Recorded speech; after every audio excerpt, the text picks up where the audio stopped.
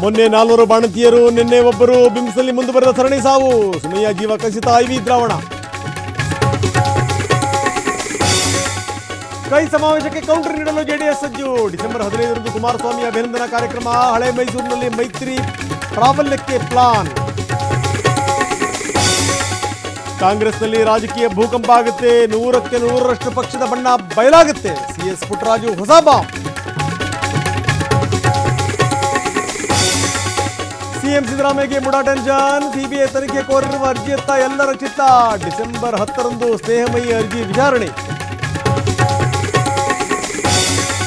ಬಗದಷ್ಟು ಬಯಲಾಗ್ತಾ ಇದೆ ಮುಡಾ ಕರ್ಮಕಾಂಡ. ಸೈಟ್ ಕ್ರಯಾಗೋ ಮುನ್ನವೇ sale agreement. ಭೂ ಹಂಚಿಕೆಯಲ್ಲಿ ಬೇನಾಮಿಗಳ ಕೈವಾಡದ ಶಂಕೆ. ಇಂದು ಡಿ ಗ್ಯಾಂಗ್ ಬೇಲ್ ಭವಿಷ್ಯ. ಆರೋಪಿಗಳ ಪರ ವಕೀಲರ ವಾದಕ್ಕೆ ಎಸ್ಪಿಬಿ ಪ್ರತಿವಾದ. ದರ್ಶನ್ ಮಧ್ಯಂತರ ಜಾಮೀನು ಬಗ್ಗೆಯೂ ಹಿಂದೆ ತೀರ್ಮಾನ.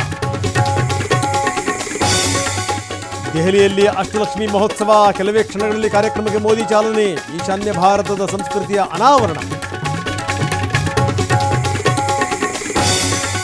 ಮೊದಲ ದಿನವೇ ಧೂಳೆಬ್ಬಿಸಿದ ಪುಷ್ಪ2. RRR ಬಾಹುಬಲಿ ದಾಖಲೆ ಪುಡಿಗಟ್ಟಿದ ಅಲ್ಲು ಅರ್ಜುನ್ ಸಿನಿಮಾ. 160 ಕೋಟಿಗೂ ಅಧಿಕ ಕಲೆಕ್ಷನ್.